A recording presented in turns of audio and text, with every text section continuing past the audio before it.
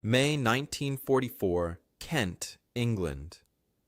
In a muddy field 3 miles from the white cliffs of Dover, Corporal Tommy Henderson of the Fort Garry Horse, a Canadian armored regiment, stood next to what looked like a massive 33-ton Sherman tank. The morning sun glinted off its olive drab paint. Mud streaked its tracks. Oil stains marked the ground beneath it. From 20 feet away, it looked absolutely real. But when Henderson placed his hands on the turret and pushed, the entire tank rocked gently in the spring breeze. It weighed 63 pounds. It was made of rubberized canvas stretched over a wooden frame and filled with air from a gasoline-powered compressor. And it was about to help win the war.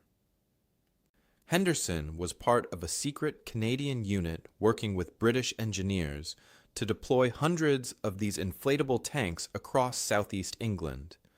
The mission was simple but crucial. Make the Germans believe a massive invasion force was gathering near Dover, preparing to strike across the narrowest part of the English Channel to Pas-de-Calais in France. Make Hitler send his panzer divisions there to wait.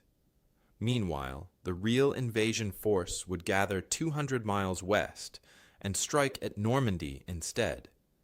Everything depended on fooling German reconnaissance pilots into photographing fake tanks and reporting them as real. If the deception failed, if the Germans figured out the truth, thousands of Allied soldiers would die on the beaches. The problem was enormous and terrifying. Everyone knew an invasion was coming. The Germans knew it. Hitler knew it. The only questions were when and where. German intelligence had been watching England for months, trying to identify where the massive Allied force would cross the Channel. They flew reconnaissance missions whenever Allied fighters gave them an opening. Every photograph was analyzed by expert intelligence officers in Berlin who had been studying Allied tactics since 1939. They counted tanks in aerial photos. They tracked troop movements. They identified unit patches and vehicle markings, and they were very good at their jobs. By March of 1944, German intelligence had correctly identified dozens of real Allied units gathering in southern England. The picture was becoming dangerously clear. If the Germans discovered the real landing site, they could position their panzer divisions at exactly the right beaches and wait. Allied planners had run the calculations, and the numbers were nightmare fuel. If German tanks were positioned correctly when the invasion came, casualties in the first wave could jump from 30% to 70%. That meant instead of 30,000 men killed or wounded on D-Day, it could be 70,000. The invasion could collapse in blood and chaos within hours. Years of planning would be wasted. The war could drag on until 1947 or beyond. Millions more would die. The margin between victory and catastrophe was measured in whether the Germans believed a lie. British and American commanders had tried every conventional deception method they knew. They built wooden mock-ups of tanks and painted camouflage patterns on canvas stretched over truck frames. They constructed fake headquarters buildings with plywood walls. They even hired Hollywood set designers to create dummy landing craft from timber and canvas. But these early attempts had serious problems. Wooden tanks were too heavy, weighing 240 pounds each. Moving them required trucks and created obvious tire tracks that looked nothing like tank treads. Setting them up took 4 hours with a full crew. And worst of all, they looked fake in photographs. German photo analysts spotted them easily. The shadows fell wrong. The weathering looked too uniform. Real tanks left specific types of tracks and oil stains. Fake tanks sat too perfect, too clean.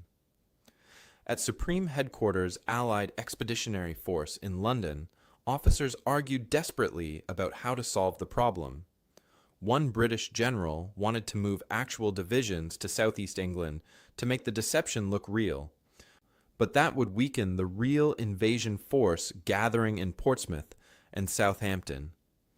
An American colonel suggested building even bigger and better wooden fakes, but that just meant more obvious fakes that German analysts would spot. The conventional solutions were not working, and D-Day was coming whether they were ready or not. The breakthrough came from an unexpected source.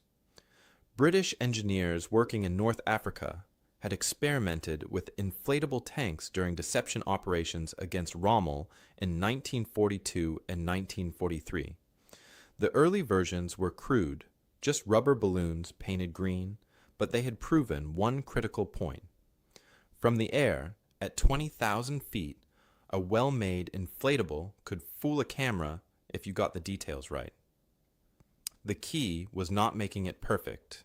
The key was making it look real enough in a photograph taken from 4 miles up by a plane traveling 300 miles per hour.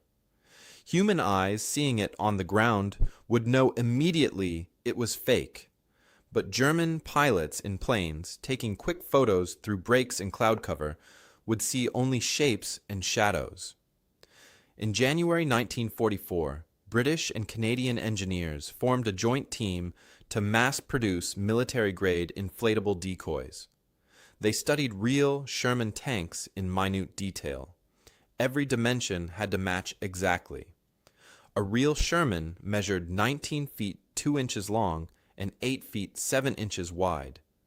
The inflatable had to match those numbers perfectly, or German photo analysts would notice the proportions were wrong. Inside the rubber shell, they added 14 wooden battens positioned at precise angles. These battens were crucial. They held the fabric in exactly the right shape so shadows fell correctly. A real tank has hard edges, sharp corners, a gun barrel at a specific angle. When sun hits it from above, the shadow has a particular look that trained analysts recognize. The battens made sure the inflatable cast the same shadow, but dimensions and shadows were not enough. The Canadians added the weathering details that made the deception work.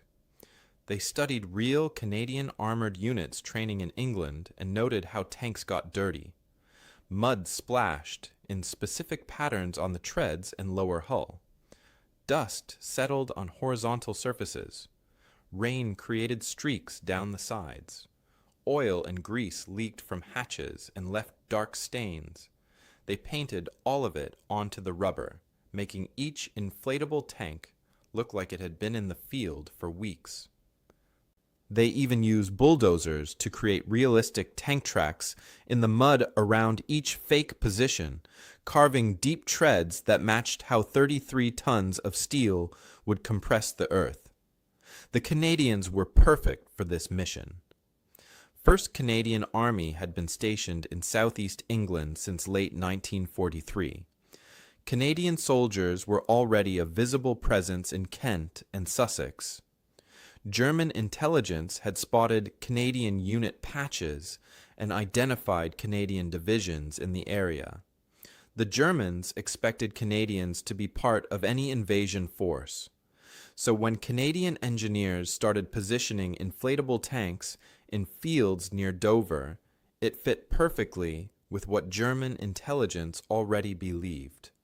The Phantom Army would look like a real buildup of Canadian armored strength preparing to cross from Dover to Calais, exactly what the Germans feared most. Corporal Henderson looked across the field where his crew had just finished setting up 12 inflatable Shermans in tactical positions. From where he stood, they looked absurd. He could see the fabric rippling slightly in the wind. He knew each one could be lifted by 4 men and carried away. But he also knew German reconnaissance pilots would be flying over any day now, cameras clicking, taking photos that would go back to Berlin. And in those photos, shot from 20,000 feet through breaks in the clouds, these rubber tanks would look like the real thing. They would look like Canada was bringing its armored divisions to Kent. They would look like an invasion force gathering.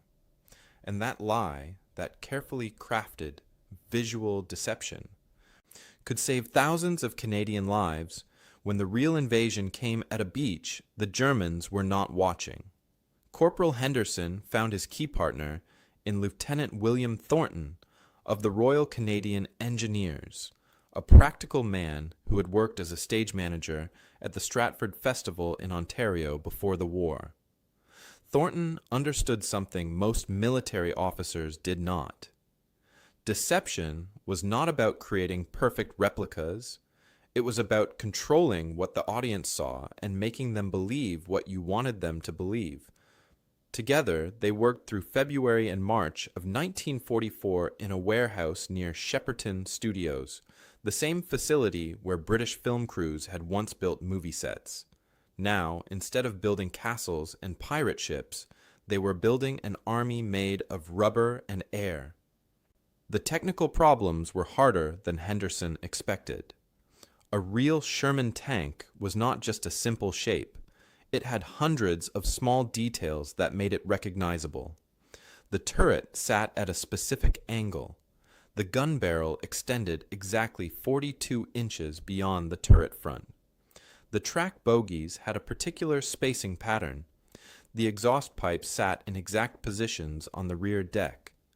The antenna mount was positioned 12 inches behind the commander's hatch. Miss any of these details, and German photo analysts would spot the fake immediately. These analysts had been studying Allied equipment for years. They knew what a Sherman looked like from every angle. They could identify variants by small differences in turret shape or track design. Thornton and his team settled on a 3-layer rubberized canvas material, precisely 0.8 of a millimeter thick. Any thinner and the fabric would tear when inflated. Any thicker and it would be too stiff to fold properly, and too heavy to transport easily. Inside the shell, the 14 wooden battens were positioned using measurements taken from actual Sherman tanks parked at Canadian training grounds. Each batten was cut to exact specifications. The one supporting the turret edge had to be positioned at precisely 37 degrees from vertical. The battens holding the gun barrel shape had to maintain a 1-degree upward angle to match how real Shermans carried their guns. Get these angles wrong by even 2 degrees, and the shadows in aerial photographs would look wrong to trained German eyes.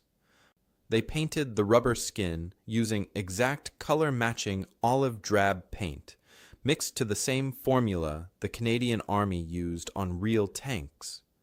But Thornton added something the original British designs lacked. He studied Canadian armored units that had been training in muddy English fields for months and photographed how real tanks weathered. He noticed mud always splashed highest on the left front fender, where the left track threw it. He saw that oil leaked from engine compartments and created specific drip patterns down the rear hull. He observed that rain washed dust off curved surfaces, but left it in recessed areas around hatches and vision ports. He photographed rust patterns on bare metal edges where paint had chipped away. Then he reproduced all of it on the inflatables. His team painted fake mud splashes using darker paint mixed with actual dirt from Kent Fields. They created oil stain patterns using black paint thinned with kerosene. They added rust effects around painted hatch edges using orange and brown pigments. They even painted on the worn patches where tank crews climbed on and off the hull, areas where boots had rubbed away the paint over time. When they finished, each inflatable tank looked like it had been in field service for 6 months. From the ground up close, you could tell it was fake. From 20,000 feet through a camera lens, it looked like a well-used Canadian Sherman tank. But Thornton had no official authorization to deploy these decoys yet. In early March, Supreme Headquarters was still debating whether inflatable deceptions would work against German intelligence. Some officers worried the Germans would spot them easily. Others argued that without German aircraft flying regular reconnaissance over England, there was no point in building physical decoys at all. Thornton decided to run an unauthorized test. On March 14th, he and Henderson set up 6 inflatable Shermans in a field near Camberley, mixing them with real tanks from the Canadian Armored Corps. They positioned them in standard defensive hull-down positions, with only the turrets visible above earth berms. Then Thornton called in a favor from the Royal Canadian Air Force. He asked reconnaissance pilots to photograph the Camberley position exactly as they would photograph German positions in France. High-altitude photos from 20,000 feet. Standard reconnaissance cameras. No special instructions. The pilots flew the mission on March 16th, a clear morning with good visibility. They took 47 photographs of the area and brought the film back for development. 2 days later, Thornton sat with 3 Royal Air Force photo interpreters in a small office at RAF Benson.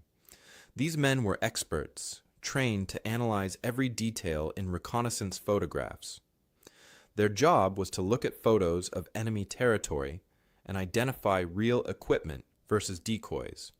They had seen thousands of images. They knew every German trick for camouflaging real tanks and every Allied trick for making fake ones. Thornton watched their faces as they examined the Camberley photographs through magnifying glasses. One interpreter tapped a spot on the photo with his pencil. Sherman, tank here. Hull down position behind this berm. Well camouflaged, but visible. He marked it with a grease pencil. Another interpreter pointed to 3 more shapes.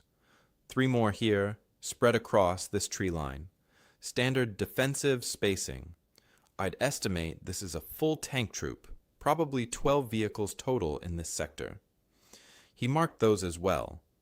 4 of the 6 inflatables had been identified as real tanks by expert photo interpreters. Thornton let them finish their analysis. Then he told them the truth. 4 of those tanks you marked are rubber balloons filled with air. They weigh 63 pounds each. 2 men can carry one. The room went silent. One interpreter actually laughed, thinking it was a joke. Then he saw Thornton's serious expression and stopped laughing.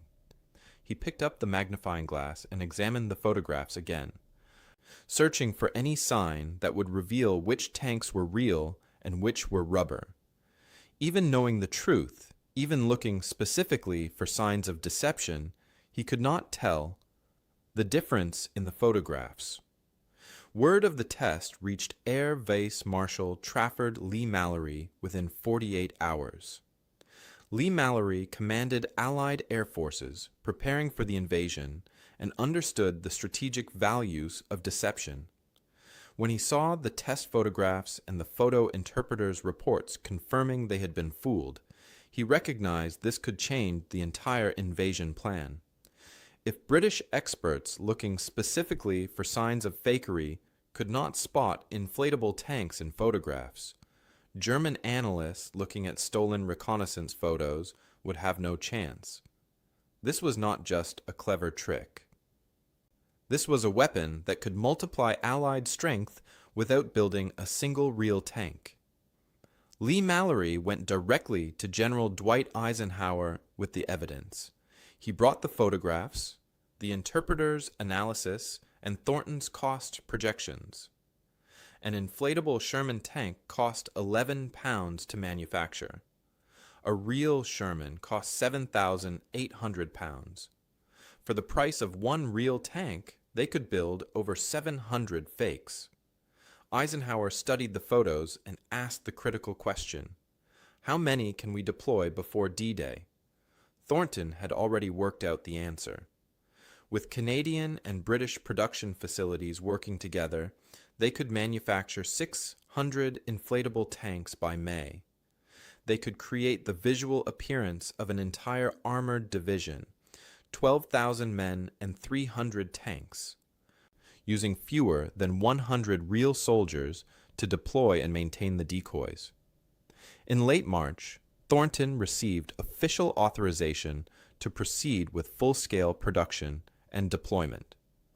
Canadian engineers and infantrymen began arriving at Dover from units across England. Most were never told the complete truth about their mission.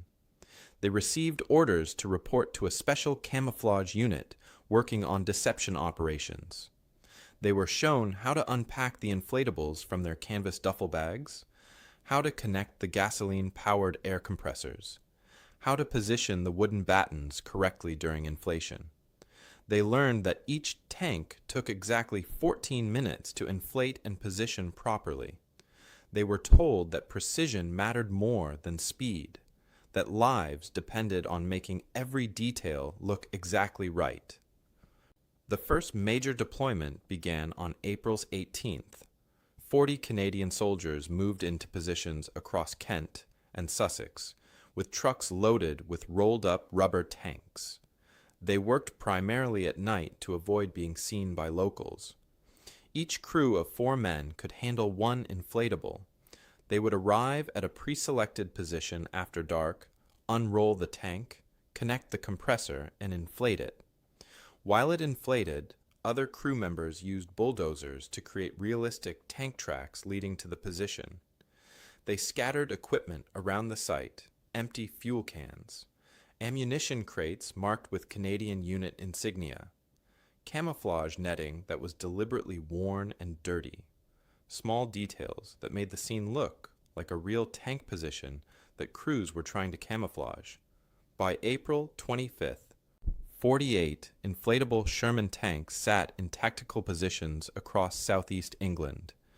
They were arranged in groups matching how Canadian armored units would actually deploy. 4 tank troops, 3 troops to a squadron, 3 squadrons to a regiment. The spacing matched Canadian doctrine. The positioning matched defensive tactics.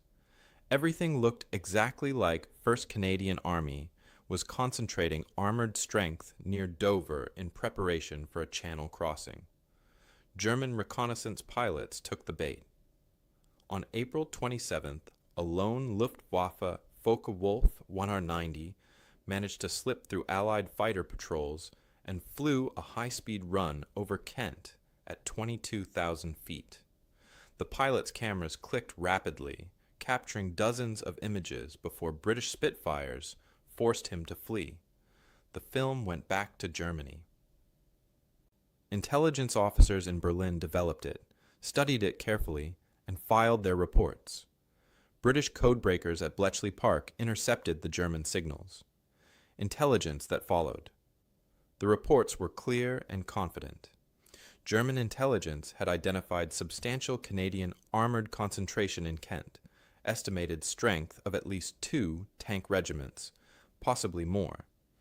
The rubber balloons filled with air had been catalogued as real 33-ton steel tanks by the best photo analysts in the German military. By early May, over 100 inflatable tanks sat in positions across southeast England. Canadian soldiers moved them periodically, creating the impression that units were shifting positions and training for an invasion. They used bulldozers to create fresh tank tracks. They set up fake maintenance areas with camouflage netting. They even positioned inflatable trucks and jeeps around the tank sites to complete the illusion. Every detail added to the deception. Every element made the phantom Canadian armored force look more real. British intelligence monitored German responses obsessively. The intercepted communication showed the deception working beyond anyone's hopes. German analysts had complete confidence in their assessments. They knew Canadian tanks were in Kent because their reconnaissance photos showed them clearly. They knew the force was growing because new photos showed additional tanks arriving. They reported these findings directly to German high command.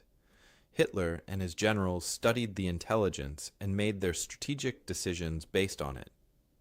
The German 15th Army, 18 divisions, including powerful panzer units with Tiger and Panther tanks, remained positioned near Pas de Calais.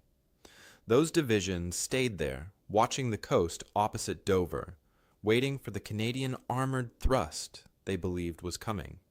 And it was all because young Canadians in muddy English fields kept inflating rubber tanks and making them look real enough to fool cameras in the sky. The numbers told the story of what happened next.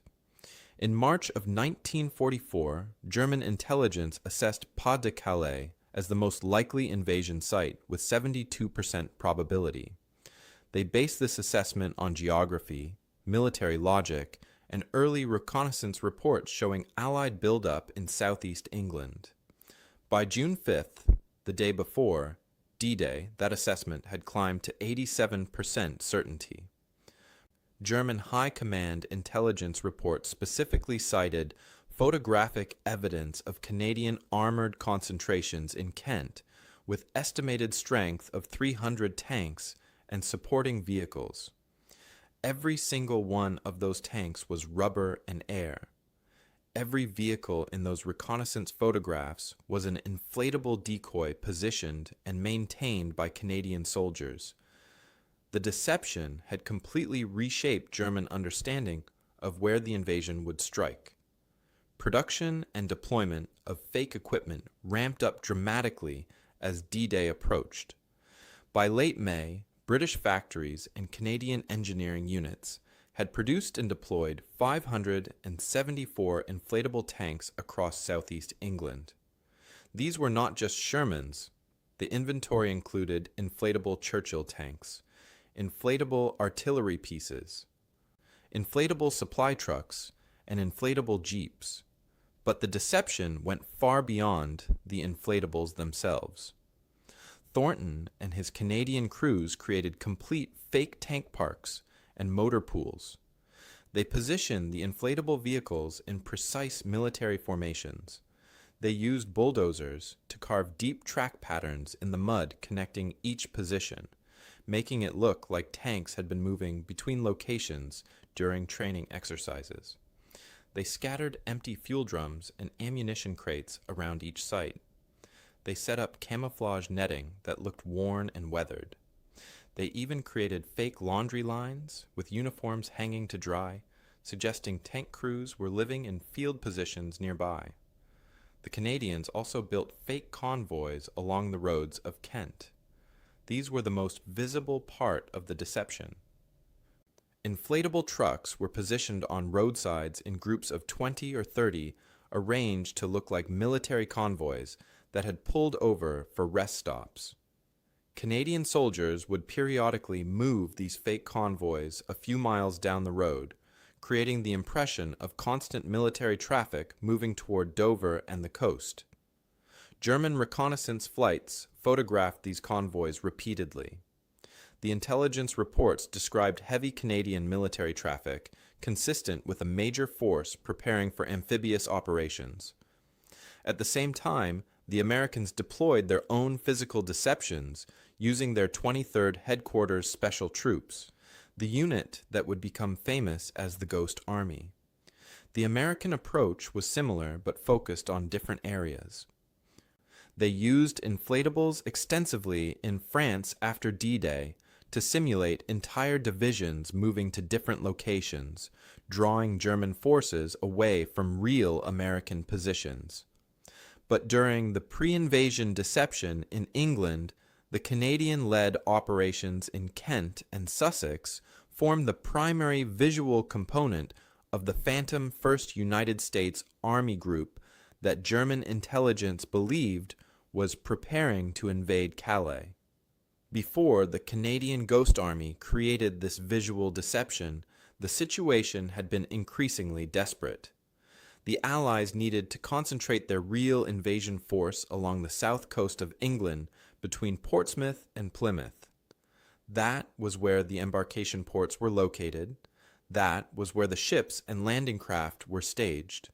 But gathering 39 divisions, hundreds of thousands of men, and thousands of real tanks in that area made them vulnerable to German intelligence. You cannot hide that much military force. The camps were too large. The tank parks were too obvious. The supply dumps stretched for miles. Even without regular aerial reconnaissance, German agents and intelligence analysis would eventually identify where the real army was gathering. Conventional military deception had proven too limited. Standard doctrine said you camouflage your real forces and create fake forces elsewhere to draw enemy attention. But camouflaging entire armies was impossible in southern England. The area was too small, too populated, too closely observed. Moving real units back and forth to create confusion exhausted the troops and disrupted invasion preparations. Before the inflatable deceptions, Allied planners had faced what seemed like an impossible problem. They needed Germans looking away from Normandy, but they had no effective way to make that happen. The inflatable ghost army changed everything. Now the Allies could show Germans a massive armored force in southeast England while concentrating the real invasion force in the southwest. The Germans would see both through their intelligence channels, but they would believe the visible force in the southeast near Dover was the main invasion threat because it was positioned at the logical crossing point to Calais. As May turned into June, German reconnaissance efforts intensified. Luftwaffe flights over England remained dangerous because Allied fighters controlled the skies, but German pilots made desperate high-speed runs whenever weather provided opportunities. On May 23rd, 3 German reconnaissance aircraft penetrated Allied air defenses and photographed positions across Kent before being driven off. The film showed the Canadian tank concentrations clearly. On May 30th, another German flight photographed the Dover area and captured images of the fake convoys positioned along coastal roads. Every photograph reinforced German belief that 1st Canadian Army and other Allied units were massing for an invasion of Calais. The impact showed up in specific, measurable German military decisions. On June 6th, as Allied forces stormed the beaches of Normandy, the German 15th Army remained in position defending Pas de Calais. That army included 18 full divisions, nearly 200,000 men. Among them were the 1st SS Panzer Division, Leibstandarte, Adolf Hitler, with heavy Tiger tanks, and the 12th SS Panzer Division Hitlerjugend with Panther tanks. These were elite units with combat veterans and the best equipment Germany could provide. They stayed in position near Calais, weapons ready, eyes on the coast, waiting for the Canadian armored force they believed was preparing to cross from Dover. Their orders were explicit. The intelligence evidence showed massive tank concentrations in Kent. Normandy was likely a diversion. The real attack would come at Calais. Do not move until the actual threat materializes. On June 9th, 3 days after D-Day, German High Command held an urgent strategy meeting. Intelligence officers presented their latest analysis. Reconnaissance photographs from late May still showed Canadian tank concentrations in Kent. The units had not moved. Ground intelligence from agents reported continued activity around Dover. Radio intercepts suggested 1st United States Army Group remained in southeast England. The conclusion seemed inescapable. Normandy was a feint designed to draw German forces away from the real invasion corridor. The Canadians had not launched their attack yet because they were waiting for the right moment, probably waiting for German reserves to commit to Normandy before striking the weakly defended Calais sector. Hitler agreed completely with this assessment. He had been predicting the main invasion would come at Calais for months. The intelligence confirmed his strategic intuition. He ordered the 15th Army to remain in position. The Panzer Division stayed where they were, more than 300 kilometers from the actual fighting in Normandy. On June 13th, a full week into the battle for Normandy, the situation remained unchanged. German intelligence continued to report that Fusag and its Canadian tank units were still positioned in southeast England, still preparing, still threatening Calais. The inflatable tanks remained in their positions, still being photographed by occasional German reconnaissance flights, still looking real in every image. The Canadian crews maintaining the Deception worked under enormous pressure. They knew Allied soldiers were dying on Normandy beaches. They knew their rubber tanks were the only thing keeping German panzers away from those beaches. Every morning they checked each inflatable for damage. Wind could tear the fabric. Rain could wash away the painted weathering that made them look real. They repaired tiers using rubber cement patches. They repainted mud patterns and oil stains. They moved tanks periodically to new positions and used bulldozers to create fresh track marks. They maintained the illusion with meticulous attention to detail, because one mistake, one inflatable that obviously looked fake in a German photograph, could unravel the entire deception. British intelligence monitored German communications constantly through their ultra-decryption program. The intercepted messages revealed something almost unbelievable. The Germans had not just fallen for the inflatable tank deception. They had built their entire defensive strategy around it. Every German intelligence report about Allied invasion plans mentioned the Canadian armored concentrations in Kent.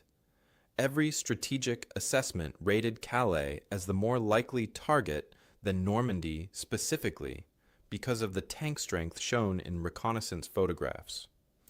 The Phantom Army had become more real to German commanders than the actual Allied forces fighting in France.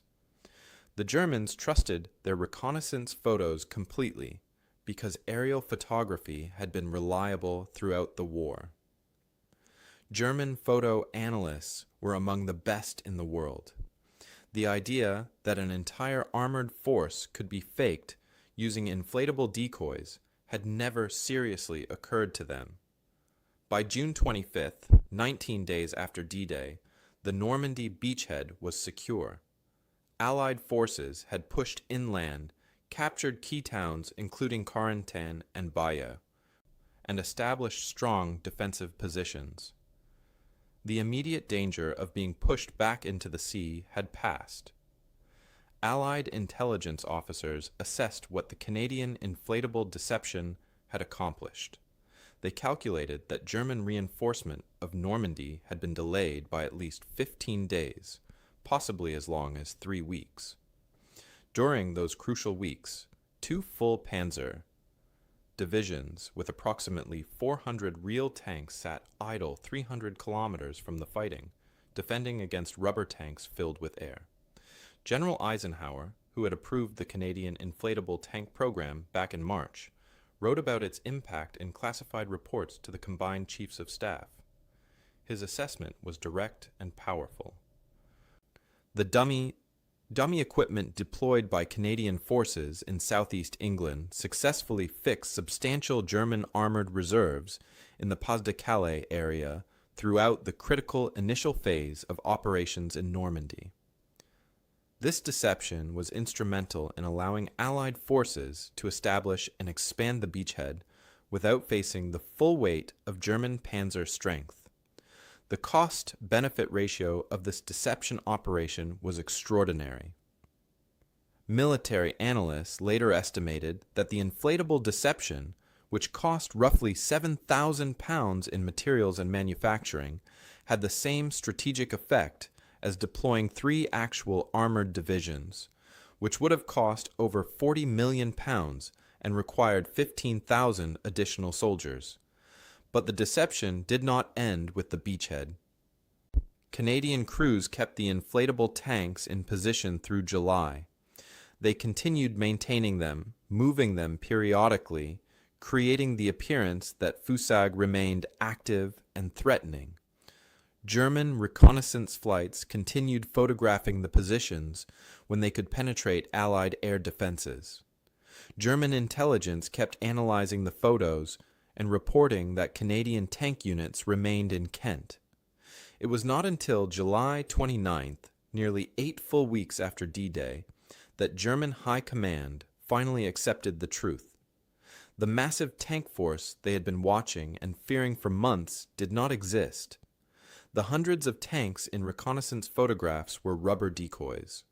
The threat to Calais was imaginary.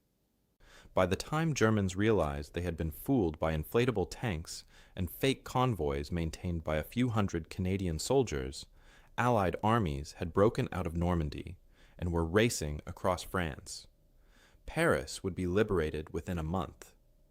The war in Western Europe was effectively decided, and it had all started with Canadian soldiers in muddy English fields, inflating rubber tanks and making them look real enough to fool the cameras in German reconnaissance planes flying overhead. The inflatable tank technology pioneered by Canadian and British forces in 1944 did not disappear after D-Day.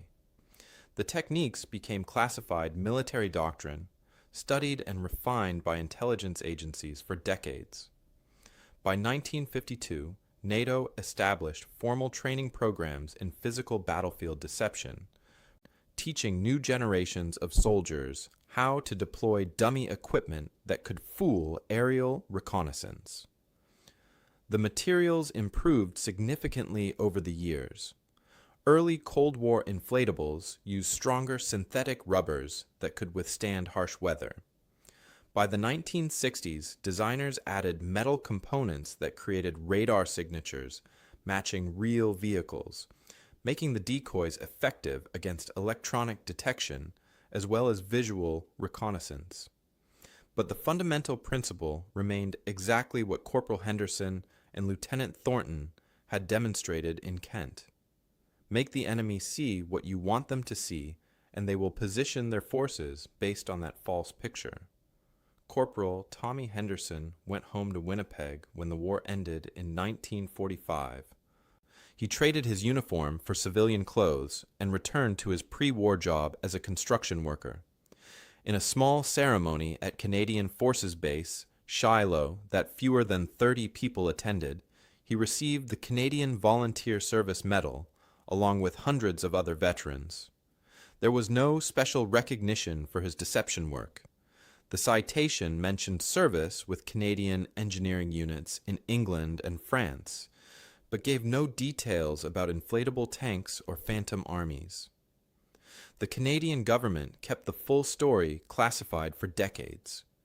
They did not want other countries knowing the details of how the deception had worked. The techniques were too valuable to reveal. So Henderson kept the secret, went back to building houses and office buildings, and lived a quiet life in Manitoba. He died in 1987 at the age of 71. His obituary in the Winnipeg Free Press mentioned his construction career and his wartime service with the Royal Canadian Engineers, but said nothing specific about the Ghost Army. The complete truth about his contribution did not become public until 1996, when the British government declassified the Operation Fortitude records and historians began piecing together Canada's crucial role. That long secrecy meant Henderson and thousands of other Canadian soldiers who worked on the inflatable deceptions never received proper recognition during their lifetimes. No monuments were built to honor them. No history books mentioned their names in the decades immediately after the war. They were not celebrated as heroes because the public did not know what they had done. Most of the soldiers who deployed and maintained the dummy tanks returned to ordinary civilian jobs. Some worked in construction. Others became farmers or factory workers. A few stayed in the Canadian military, but even they could never tell anyone about the operation that had mattered most. Henderson rarely discussed the war, even with his family. When his grandchildren asked what he did during the fighting, he would smile and say he worked with tanks. That was technically true, but it missed the extraordinary impact those rubber tanks had on the invasion's success. But the technology he helped deploy kept proving its worth long after he returned to civilian life. In 1973, during the Yom Kippur War, Israeli armored forces used inflatable tank decoys extensively in the Sinai Desert. They positioned dummy tanks in forward positions while real armored units moved to flanking positions under cover of darkness. Egyptian forces, relying on aerial reconnaissance and forward observers, reported massive Israeli tank concentrations where only inflatables sat. Egyptian artillery units expended thousands of shells destroying rubber decoys, while real Israeli tanks attacked from unexpected directions. The tactic worked because it followed exactly the principle the Canadians had proven in 1944. Control what the enemy's reconnaissance sees, control where the enemy commits his forces. In 1982, during the Falklands War, British forces deployed inflatable helicopters and vehicles on ships approaching the islands. Argentine reconnaissance aircraft photographed these decoys and reported them as genuine military assets. Argentine commanders allocated anti-aircraft resources to defend against helicopter assaults that were actually coming from different directions. The inflatable decoys, descendants of the technology developed for D-Day, helped British forces achieve tactical surprise, despite operating at the end of a supply line that stretched 8,000 miles from England. The technology became incredibly sophisticated by the end of the 20th century. In 1991, during the Gulf War, coalition forces deployed more than 300 inflatable decoys across Saudi Arabia and Kuwait. These were not simple rubber shells like the 1944 versions. Modern inflatables included radar reflectors made from metal mesh that created electronic signatures matching real tanks. They had thermal generators that created heat signatures visible to infrared sensors. They even had remote-controlled systems that could move antennas and turrets slightly, simulating the small movements of real armored vehicles. Iraqi forces, using Soviet-made reconnaissance satellites and aerial surveillance, identified these decoy positions as real coalition armor. Iraqi artillery and missile units targeted the Phantom forces, wasting thousands of rounds on targets that did not exist. Coalition commanders later estimated that inflatable decoys absorbed approximately 40% of Iraqi indirect fire during the ground campaign, allowing real coalition units to maneuver with significantly fewer casualties. In 2003, during the invasion of Iraq, American and British forces continued using inflatable deceptions. They deployed dummy artillery batteries and tank platoons to draw Iraqi attention away from actual attack routes. The Iraqis, having learned from 1991 that coalition forces used decoys, sent ground scouts to verify targets before engaging. But this caution slowed Iraqi response times, giving coalition forces additional hours to establish positions. The deception worked even when the enemy knew deception was possible, because confirming whether a target was real or fake required time and resources. The technology proved itself again in 2022 when Ukraine faced Russian invasion. Ukrainian forces, desperately outnumbered and outgunned, used inflatable decoys extensively. They deployed dummy HIMARS rocket launchers, inflatable tanks, and fake artillery positions throughout contested areas. Russian forces, relying heavily on satellite reconnaissance and drone surveillance, identified these positions and struck them with expensive precision-guided missiles. Intelligence analysts later estimated that Russia expended hundreds of Kaliber cruise missiles, each costing approximately $6 million, destroying inflatable targets that cost a few $1,000s each. Ukrainian soldiers moving the inflatable decoys between positions reported that Russian forces sometimes hit the same dummy target multiple times before realizing it was fake. The Ghost Army concept, born in Kent in 1944 with Canadian soldiers inflating rubber tanks, was still saving lives and conserving military resources 80 years later. The broader lesson from Canada's Ghost Army went far beyond inflatable tanks and military deception. It revealed something fundamental about modern warfare and strategic thinking. Traditional military power focuses on building more weapons, training more soldiers, deploying more firepower. Those elements matter, but the Canadian inflatable deception proved that perception management could be equally important.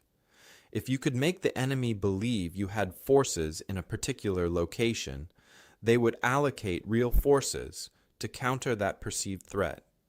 Whether your forces were real or made of rubber and air became irrelevant. The enemy's decisions were based on what their intelligence systems reported, not on objective reality. You could multiply your effective combat power without manufacturing additional real equipment, simply by controlling what the enemy's reconnaissance assets observed. This insight extended far beyond tanks and battlefields. In the information age, the side that controls the narrative often achieves strategic objectives regardless of underlying physical strength. During the Cold War, both NATO and Warsaw Pact forces maintained elaborate deception programs. Entire phantom divisions existed on paper and in carefully staged photographs. Real military units were hidden while dummy installations drew enemy attention. The cost of maintaining a deception force was a tiny fraction of the cost of maintaining equivalent real forces, but the deception forced adversaries to spread their defenses thin, commit reconnaissance assets, and plan for threats that did not exist. Today, military deception has evolved into domains that Corporal Henderson could never have imagined. Modern warfare includes cyberspace deceptions, where fake network traffic suggests military communications that do not exist. Satellite imagery can be manipulated to show troop buildups that are not real. Social media accounts spread false information about unit locations and capabilities. Deepfake technology can create video evidence of military movements that never happened. The medium has changed from rubber tanks to digital phantoms, but the principle remains exactly what the Canadians proved in 1944. Make the enemy see false information through channels they trust, and they will act on that false information as if it were true. The story of Canada's Ghost Army carries one final critical lesson about innovation and unconventional thinking. The most effective solutions often come from unexpected places and unusual perspectives. Lieutenant Thornton was not a career military officer or a weapons engineer. He was a theater stage manager who understood visual illusion and audience perception. Corporal Henderson was not a tank commander.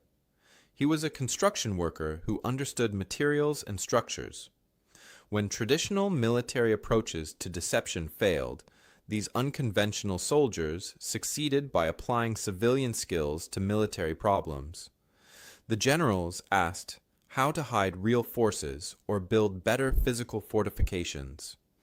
Thornton and Henderson asked what German reconnaissance cameras could actually detect and how to create images that cameras would interpret as genuine military forces. That shift in perspective, that willingness to think about the enemy's observation systems rather than just physical deployment of forces, made all the difference. The young Canadians who worked in muddy Kent fields inflating rubber tanks remind us that victory takes many forms. They never fired weapons in combat. They never stormed beaches under fire. They never flew dangerous bombing missions, but their work with air compressors and painted canvas, creating phantom armies that existed only in German photographs and intelligence assessments, saved thousands of Allied lives and helped determine the outcome of the war's most crucial battle. In a world where information shapes decisions and perception drives strategy, those invisible warriors demonstrated that the most powerful weapons are sometimes the ones that change what the enemy believes rather than destroying what the enemy has. Henderson and his fellow soldiers understood what many commanders initially did not grasp. Modern warfare is not fought only with steel and explosives. It is fought with information and perception. If you can control what the enemy's intelligence systems report, you can control where the enemy positions his forces. If you can make the enemy see phantom threats, you can draw real forces away from actual battlefields. The inflatable tanks existed only as rubber shells filled with air, but they kept 2 German panzer divisions away from Normandy for 7 critical weeks. Sometimes the weapons you cannot fire are the most effective ones. Sometimes the armies made of rubber and lies win more important victories than armies made of steel and bullets. The Ghost Army was never real, but it helped win the most important battle of the 20th century.